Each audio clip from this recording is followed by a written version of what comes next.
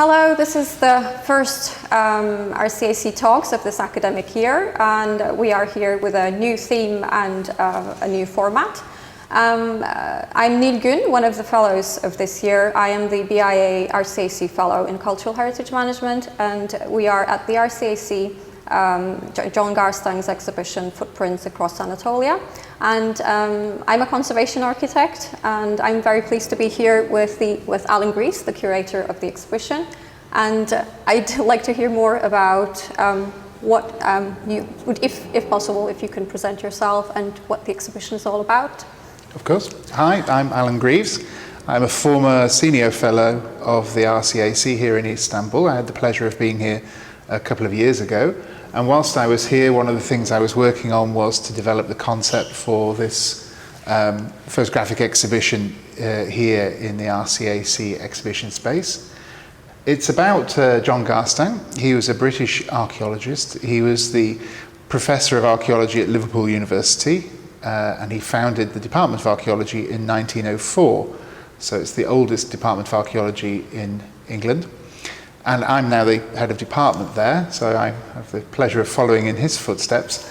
But the purpose of the exhibition was to bring to public awareness and academic awareness the fantastic archive of glass plate negatives that John Garstang left in Liverpool.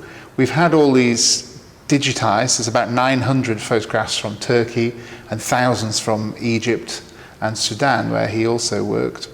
And they've all been digitized, and we wanted to create a photographic exhibition to show the public and academic researchers here in the RCAC and in Istanbul more generally what a great resource they are to learn about the life of archaeologists 100 years ago. Yes, and the most important thing is that this whole archive, the whole archive has been digitized now, and hopefully it will be publicly available in the near future. Absolutely, absolutely. This is just the start of a much bigger project to make them publicly available, to have other exhibitions, other books and publications about that work. So for me, as an archaeologist of Anatolia, it's interesting to see these sites when they were first excavated, to look at their methods and also their motivations as to why they excavated, the relationship that they had with their sponsors and that kind of thing is quite important, because archaeologists don't exist in a vacuum, that we have to be responsive to the needs of our country, our concepts of identity and all that kind of thing, and nationhood at the time, which, you know, being the time of the British Empire, that's a very big context, paying attention to his sponsors and stuff. That's what I'm interested in as a kind of academic archaeologist. What do you think you, as a conservation architect, get out of this archive and exhibition? Yes, it's a fascinating thing for me as a conservation architect, because when we're doing our projects, when we're preparing our work in order to conserve the cultural heritage of this country, we sometimes lack the resources, lack information about how things looked before, how they how they're preserved, and their status, their condition. So having this archive, having information about places that perhaps no longer exist, or trying to understand their conditions, it's very valuable for us. For example, John Garstang's excavation in Sakçagözü, the architectural sculptures that he has discovered, which are now in the Anatolian Civilizations Museum. It's fascinating to understand, to see have in front of you the photographs of when they were first discovered, and to understand the process of how they are now, whether they are restored, you know, and what sort of things they have suffered, if at all. So it's fascinating for me to see this archive come alive, be made publicly available. I'm also interested in the fact that, you know, archaeology itself as a discipline was still very new at the time. He was the first person to kind of systematically use photography to record his work and to do some systematic archaeological survey in Anatolia. But also there's kind of a grey area between what's archaeology and what's anthropology. They aren't quite yet fully separate disciplines. So he's taking a lot of interest in photographing local people, the way they dress, their customs, that kind of thing, which is interesting to me, broadly speaking, as an archaeologist. But that must be really interesting to you as a kind of cultural historian of Turkey.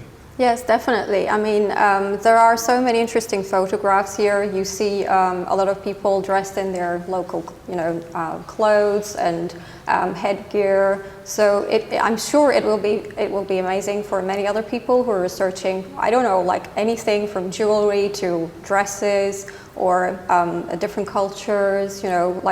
It's just really, it will be a valuable source for many other professions besides people who are working in the heritage preservation, heritage conservation profession, I'm sure. So my dream project eventually would be to create like a big digital archive for Anatolian archaeology that would include photographs like these from 100 years ago, as well as kind of more recent photographs, but also things like digital scans and 3D laser models and that kind of thing, because digital technology is the future, and to create a single kind of digital archive for Turkish archaeology would be my kind of dream project, stretching back from the digitized old photographs like this right through the very latest techniques and technologies. If you had a kind of dream project, what would it be? Oh, I have several dream projects, I have to admit, but one of them I need to tell because it is something that we had discussed with my former boss a lot, and it's to create a survey truck, if you will, like a truck. The kind you would have seen probably in Knight Rider, the TV series, where you have all the gadgets, all the Inspector Gadget kind of gadgets, and then you have the people, the human resources, and then you go to places across Turkey, try to survey, do architectural survey, and then create, like you said, a sort of a database with all this information. And now it's in this time that we're living in, it's becoming easier because there's the 3D technology, there's the digital technology. So perhaps it's no longer a really dream. I hope it'll become real at some point. Okay, so to sum up then, for the future of archaeology and conservation, digital recording, whether it's of photographs or of architecture, is really the future.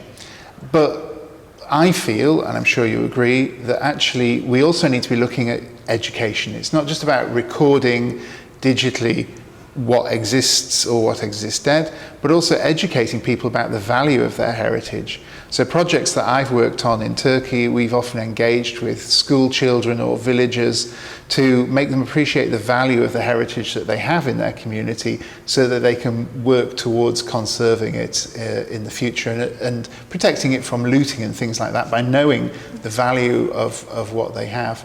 Mm-hmm. Who else do you think we should be engaging with? Yes, this brings to my mind another dream project that I have, which is about trying to engage with journalists in general, because this is an issue that I've realized for some time now, and I'm sure many other people in my profession have realized as well, that the news articles on anything related with heritage conservation, with historic buildings, appear to be the similar thing. Like they're using the generic words, generic responses and reactions. So that's, for example, very important for me because they are the people who people read first. If anything happens, anything at all happens, people will be reading from the news articles. So it's very important for me to try to interact with them, try to explain to them why we value certain things, why it is important for us. So that's another group of people who we would really try to have with us in this case. Absolutely. So school children, villagers, places where there is archaeology that needs conservation or heritage that needs conservation, journalists, because they're the communicators to the public. Yes, but actually through exhibitions like this, thanks to the work of the RCAC, we have the opportunity as archaeologists and conservators to talk directly to the public through an exhibition like this one. So come and see it, and thank you very much to the RCAC for this opportunity to talk about our work and stage this fantastic exhibition. Thank you. Thank you.